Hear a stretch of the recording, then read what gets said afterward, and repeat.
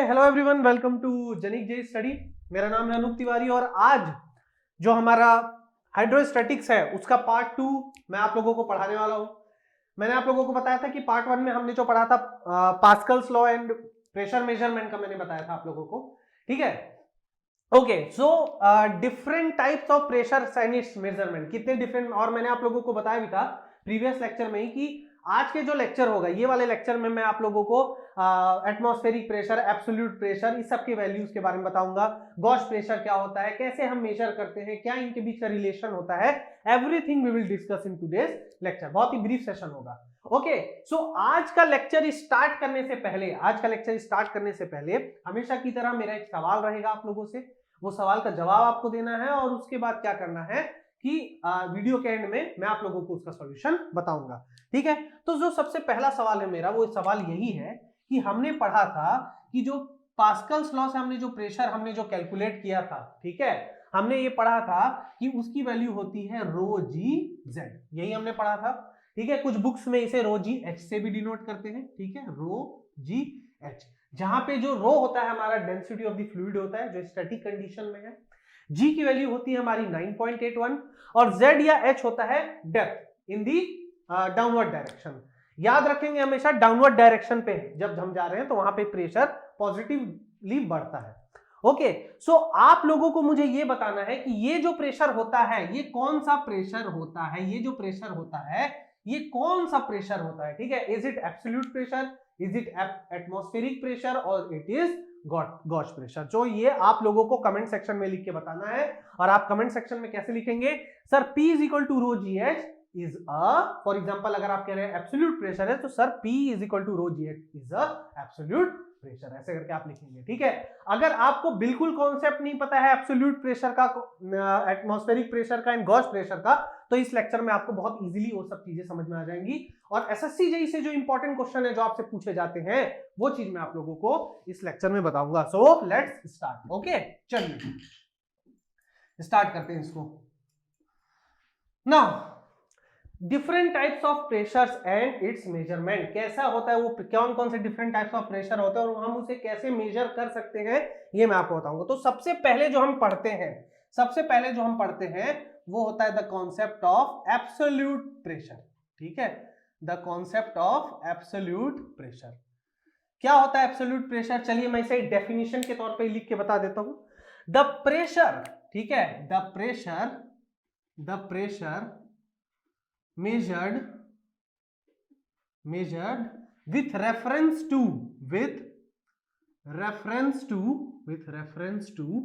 absolute zero, ठीक है, absolute zero is known as absolute pressure, ठीक है।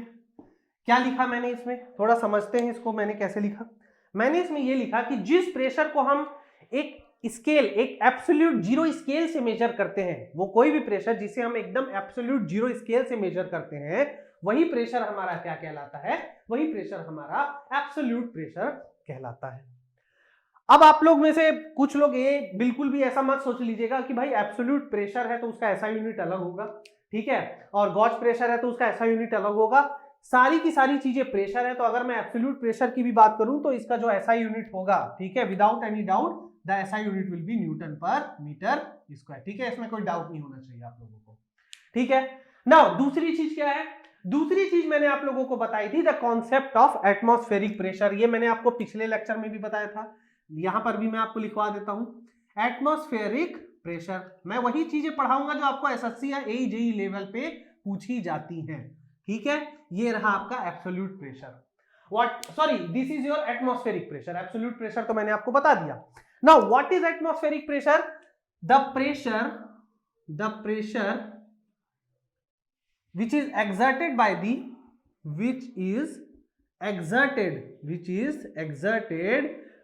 the atmosphere, ठीक है, atmosphere is known as atmospheric pressure, is known as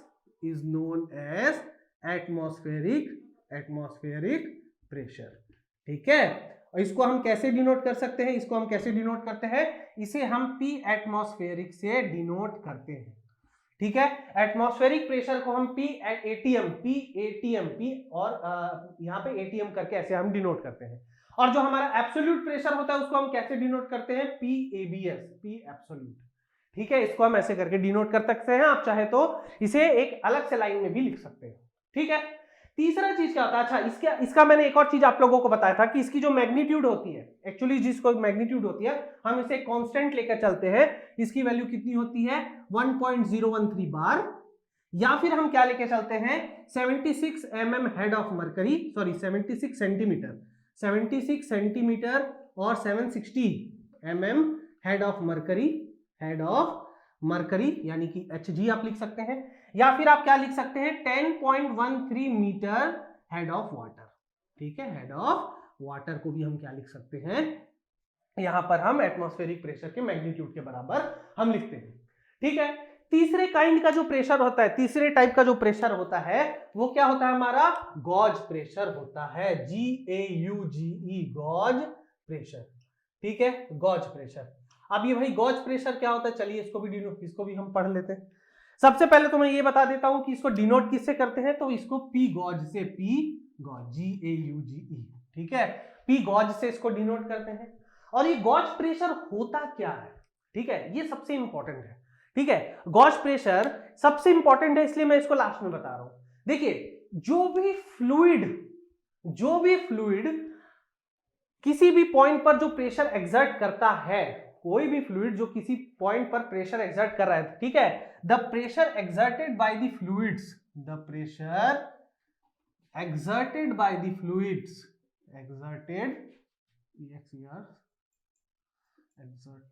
ठीक है, the pressure exerted by the fluids at certain depth, ठीक है, is known as gauge pressure, ठीक है। फ्लूइड के द्वारा किसी भी एक पर्टिकुलर डेप्थ पर लगे हुए जो प्रेशर इंटेंसिटी जो लगती है फ्लूइड के वजह से, ठीक है, एक पर्टिकुलर डेप्थ पर, उसी को हम क्या कहते हैं, गॉज प्रेशर कहते हैं। ठीक है, अब यहां पर एक चीज बहुत इंपॉर्टेंट है, आपको समझनी है गॉज प्रेशर से रिलेटेड, वो ये है कि जो भी प्रेशर रिलेटेड कॉन्सेप्ट हम हाइड्रोलिक्स में यूज करने वाले हैं, जो आपका जो सब्जेक्ट है फ्लूइड मैकेनिक्स या हाइड्रोलिक्स, उसमें जितने भी प्रेशर को हम डील कर रहे हैं, वो सारे के सारे प्रेशर कौन से प्रेशर होते हैं, गॉज प्रेशर होते हैं। ठीक है, हमेशा याद रखेंगे, क्योंकि मैंने यहां पर कहा है कि the pressure exerted by the liquid at a certain depth is known as the gauge pressure.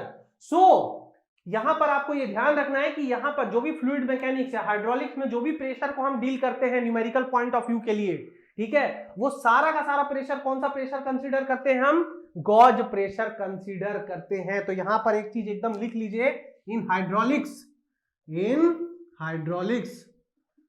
DRAU होगा, in hydraulics the pressure is always assumed to be, assume नहीं कहना चाहिए, taken as the gauge pressure. ठीक है, ऐसा क्यों करते हैं, वाई, एक बहुत बड़ा क्वेश्चन पूछेंगे, मैं आपसे पूछ सकता हूं भाई ऐसा क्यों करते हैं, इसका सिंपल सा एक ही कारण है, इजी कैलकुलेशन के लिए। ठीक है, इसमें बहुत ज्यादा दिमाग नहीं लगाना है, बहुत कोई बड़ा रॉकेट साइंस नहीं है इसके पीछे सिर्फ यही कारण है कि हाइड्रोलिक्स में जो हम प्रेशर मेजर करते हैं वो सिर्फ गॉज प्रेशर इसलिए हम मेजर करते हैं क्योंकि इससे हमारी जो कैलकुलेशन है वो इजी हो जाती है। ठीक है, कैलकुलेशन इजी हो जाती है। ठीक, now I am a mechanical engineer, ठीक है, मैंने मैकेनिकल से अपनी डिग्री ली है, मैंने मैकेनिकल्स में मैं मास्टर्स हूं। सो एक्चुअली क्या मैकेनिकल में एक बहुत इंपॉर्टेंट सब्जेक्ट होता है, वो होता है थर्मोडायनेमिक्स। ठीक है, थर्मोडायनेमिक्स में जो भी हम प्रेशर पे डील करते हैं, ठीक है, थर्मोडायनेमिक्स जैसे हम आइडियल गैस इक्वेशन को डील करते हैं, आइडियल गैस इक्वेशन क्या होता है, PV = nRT, या फिर हम SFEE इक्वेशंस को डील करते हैं। ठीक है, SFEE इक्वेशंस क्या होता है, SFEE इक्वेशन होता है स्टेडी फ्लो एनर्जी इक्वेशंस, या फिर जो हम लोग प्रेशर वॉल्यूम जो ग्राफ्स हम प्लॉट करते हैं डिफरेंट टाइप्स ऑफ प्रोसेसेस के लिए, हमेशा याद रखिए कि वो आपका एब्सोल्यूट प्रेशर को हम डील करते हैं। ठीक है, थर्मोडायनामिक्स में जो प्रेशर पर हम डील करते हैं that is absolute pressure, but hydraulics या फिर फ्लूइड मैकेनिक्स में जो प्रेशर पर हम डील करते हैं वो गॉज प्रेशर होता है। ठीक है, अगर मैं कह रहा हूं कि ये गॉज प्रेशर है, इसका मतलब ये है, मतलब आपको जो भी न्यूमेरिकल पूछा जाएगा एसएससी जेईई में, उसमें आपको अगर कुछ भी नहीं दिया है और सिर्फ कहा है कि प्रेशर कैलकुलेट करिए, चाहे जो भी फॉर्मूला आप यूज कर रहे हो, चाहे आप बर्नौलीज इक्वेशन यूज कर रहे हो, चाहे आप स्टैटिक्स का कॉन्सेप्ट यूज कर रहे हो, चाहे आप डायनामिक्स में प्रेशर कैलकुलेट कर रहे हो, वो सारा आपको गॉज प्रेशर की वैल्यू निकालने बोलता है, अनटिल एंड अनलेस वो आपको एटमॉस्फेरिक प्रेशर की वैल्यू दे दिया जाए उस क्वेश्चन में। अगर एटमॉस्फेरिक प्रेशर की वैल्यू आपको दे दिया गया है और बोल रहा है कि एब्सोल्यूट प्रेशर की वैल्यू निकालिए, ठीक है, तब तक आप एब्सोल्यूट प्रेशर की वैल्यू नहीं निकालेंगे, आप लोग सिर्फ गॉज प्रेशर की वैल्यू निकालेंगे। ठीक है, that is a point which you need to be absolutely clear about. Okay, now यहां पर जो एसएससी जेईई में इंपॉर्टेंट कॉन्सेप्ट होता है वो क्या होता है, वो ये होता है फ्रेंड्स कि जो आपने फॉर्मूला पढ़ा था P is equal to rho g z, ठीक है, ये कौन सा प्रेशर था, ये प्रेशर वही प्रेशर था जो फ्लूइड, एक स्टैटिक फ्लूइड किसी पर्टिकुलर डेप्थ पर प्रेशर इंटेंसिटी लगा रहा था या प्रेशर अप्लाई कर रहा था। सो अगर मैं ये फॉर्मूला लिखूं P is equal to rho g z, so what kind of pressure is this, ये फ्लूइड की वजह से लग रहा है, तो this is a gauge pressure. ठीक है, मैं जनरली वीडियो के लास्ट में बताता हूं आंसर, लेकिन यहां पर मैंने पहले ही बता दिया, P is equal to rho g z, जो हम फॉर्मूला प्रीवियस लेक्चर में पढ़े थे, बहुत ही अच्छे से मैंने बेहतरीन तरीके से पढ़ाया था, तो वहां पर ये जो प्रेशर होता है ये गॉज प्रेशर के बराबर होता है।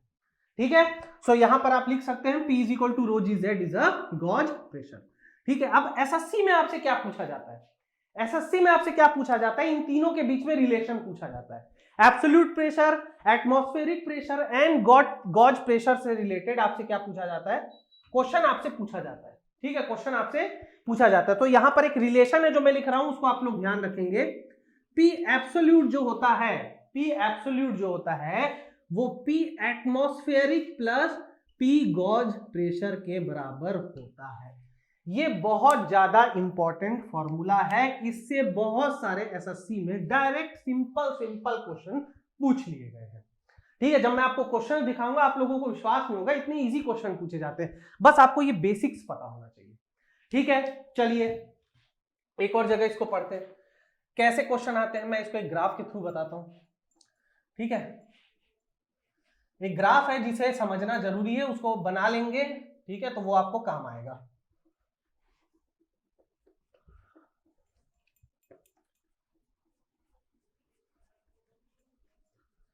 ये सब जो मैं लिख रहा हूं फ्रेंड्स, इस सबको लिखना बहुत जरूरी है। ओके, चलिए,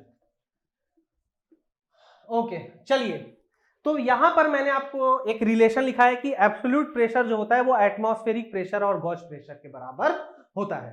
अब यहां पर मैं आप लोगों को एक ग्राफ जैसा बना देता हूं, ठीक है, ठीक, देखिए यहां पर मैं लिख देता हूं प्रेशर इंटेंसिटी, ठीक है। अच्छा, यहां पर ये कई बार आप लोग बुक्स में भी देखोगे इस टाइप से बनाया जाता है, कैसे बनाया जाता है, इसको याद करने का तरीका क्या है, देखिए हमेशा याद रखिएगा, ये जो लाइन होती है ये एब्सोल्यूट जीरो लाइन होती है, जो जब से नीचे लाइन होती है ये एब्सोल्यूटली जीरो लाइन होती है।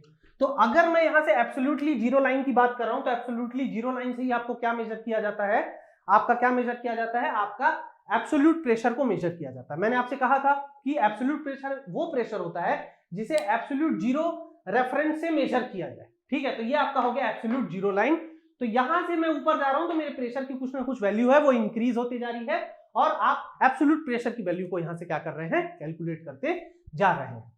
ये जो कांस्टेंट लाइन है, ये डिनोट करता है हमारे एटमॉस्फेरिक प्रेशर को, ये डिनोट करता है आपके एटमॉस्फेरिक प्रेशर को। ठीक है, तो अगर ये लाइन आपके एटमॉस्फेरिक प्रेशर को डिनोट कर रहा है, तो ये जो इंटरसेप्ट है, ये इंटरसेप्ट की वैल्यू कितनी होगी भाई, बहुत ज्यादा दिमाग नहीं लगाना है, एटमॉस्फेरिक प्रेशर के बराबर होगी, क्योंकि वो तो कांस्टेंट होता है।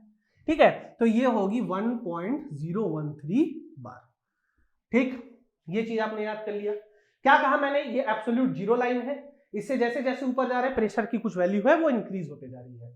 ये जो कांस्टेंट लाइन है ये एटमॉस्फेरिक प्रेशर को डिनोट कर रहा है, और ये जो इंटरसेप्ट है, ठीक है, ये जो मार्जिन है, ये मार्जिन 1.013 बार का है। और ये जो पूरा है, अब देखिए यहां से मान लीजिए कि मैं यहां तक प्रेशर मेजर कर रहा हूं, यहां तक मैं प्रेशर मेजर कर रहा हूं, तो एटमॉस्फेरिक से प्रेशर से जैसे मैं ऊपर जाता हूं तो वो वैल्यू किसको डिनोट करता है? वो वैल्यू गॉज प्रेशर को डिनोट करता है। वो वैल्यू किसको डिनोट करता है? गॉज प्रेशर को। मान लीजिए कि मैं इस लाइन तक प्रेशर का मेजर कर रहा हूं, तो वो किसको डिनोट कर रहा है आपको? ये जो मार्जिन है ये गॉज प्रेशर को कर रहा है। अब ये कांस्टेंट वैल्यू नहीं होती है, मैं मान के चल रहा हूं यहां तक हम मेजर कर रहे हैं, हम इससे ऊपर भी जा सकते हैं, हम इससे नीचे तक भी प्रेशर को मेजर कर सकते हैं, ठीक है। नाउ मैंने अभी आपको लिखवाया है कि एब्सोल्यूट प्रेशर जो होता है एटमॉस्फेरिक और गॉज प्रेशर के बराबर होता है।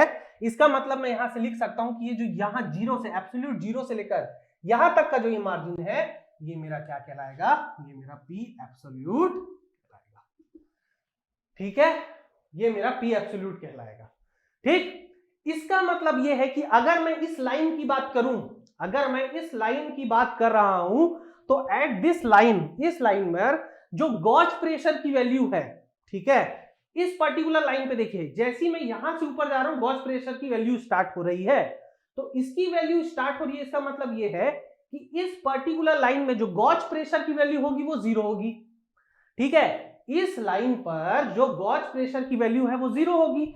सो यहां पर मैं लिख सकता हूं वैक्यूम, ठीक है, वैक्यूम की स्पेलिंग शायद यही होती है, VACCWM। चलिए मैं वैक्यूम लिख देता हूं, स्पेलिंग गलत होगी तो आप लोग थोड़ा देख लीजिएगा, या फिर आप ऐसा करिए जीरो प्रेशर लिख दीजिए इसको, ठीक है, ये लिख दीजिए जीरो प्रेशर, ठीक है, इसको आप लिख दीजिए जीरो प्रेशर। देखिए ज्यादा अच्छा टेक्निकल वर्ड तो वैक्यूम रहेगा, VACCWM, ठीक है, VACCWM होता है शायद उसका फॉर्मूला। तो जीरो प्रेशर, जीरो प्रेशर किसके लिए? इस लाइन पर जीरो प्रेशर किसकी वैल्यू को डिनोट कर रहा है? गॉज को, ठीक है। और इस पॉइंट पर ये जो सबसे नीचे वाली लाइन है, जो एब्सोल्यूट जीरो लाइन है, यहां पर क्या है? यहां पर एटमॉस्फेरिक प्रेशर की भी कोई वैल्यू नहीं है, और गॉज प्रेशर की वैल्यू तो वैसे भी नहीं है, क्योंकि गॉज प्रेशर तो यहां से स्टार्ट हो रहा है। तो इस पॉइंट पर क्या है? आपके एटमॉस्फेरिक प्रेशर की भी वैल्यू जीरो है और गॉज प्रेशर की भी वैल्यू जीरो है, तो यहां पर ये क्या हो जाएगा? जीरो प्रेशर, या आप वैक्यूम लिख सकते हैं एब्सोल्यूट, ठीक है। This is a very important diagram, this is a very important diagram, और इसको आपको क्या करना है? याद रखना है। इस डायग्राम से रिलेटेड कम से कम 4 या 5 बार एसएससी में सवाल पूछा जा चुका है, और इस कुछ नहीं है, आपको बस ये ध्यान रखना है, एक ये रिलेशन याद रखना है, और आपको ये याद रखना है कि ये एब्सोल्यूट जीरो लाइन है और ये कौन सी लाइन है? एटमॉस्फेरिक की लाइन है। तो उसके बाद आप कुछ भी वैल्यू यहां से कैलकुलेट कर सकते हैं, ठीक है। इसको पढ़ने के बाद कुछ इंपॉर्टेंट पॉइंट्स है जो पूछा जाता है एग्जाम में। क्या क्या पूछा जाता है? SSC JEE most important questions जो पूछे जाते हैं एसएससी जेईई में, वो क्या पूछे जाते हैं, ठीक है, इन कॉन्सेप्ट से रिलेटेड। चलिए ये भी मैं आप लोगों को बता देता हूं।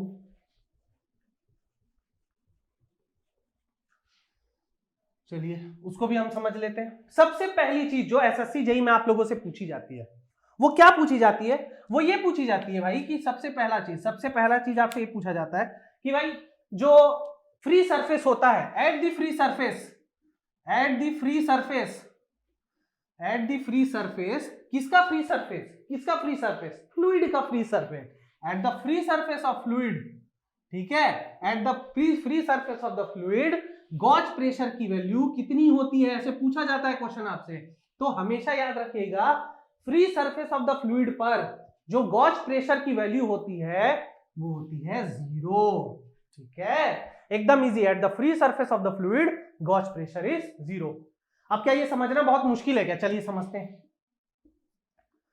एक कंटेनर है, यहां पे वाटर भरा है, ठीक है, ये ओपन टू द एटमॉस्फेयर है। ये कंटेनर कैसा है? ओपन टू द एटमॉस्फेयर है, मतलब इस सरफेस पर, ये जो सरफेस है फ्लूइड का, यहाँ पे पी एटमॉस्फेरिक लग रहा होगा, और जैसे जैसे हम नीचे जाएंगे गॉज प्रेशर की कुछ वैल्यू होगी। कितनी वैल्यू होगी? रो जी एच होगी, ये मैंने फॉर्मूला में बताया था आपको। इसका मतलब इसके फ्री सरफेस पर गॉज प्रेशर की वैल्यू जीरो है, और फिर वो फ्री सरफेस से जैसे जैसे मैं नीचे जा रहा हूं वो रो जी एच के मैग्नीट्यूड से बढ़ती जा रही है। क्यों? क्योंकि एज इंक्रीज होता जा रहा है। तो यहां से हम डायरेक्टली लिख सकते हैं कि free surface of the fluid पर जो इसकी वैल्यू होती है, प्रेशर की वैल्यू होती है, वो क्या होती है? गॉज प्रेशर की वैल्यू 0 होती है। मतलब मैं ये लिख सकता हूं कि फ्री सरफेस ऑफ फ्लूइड पर P एब्सोल्यूट किसके बराबर हो जाता है? P एटमॉस्फेयर के बराबर हो जाता है। ये क्वेश्चन आपसे वन लाइनर में कई बार पूछ लिया जाता है। ठीक है, पहली चीज।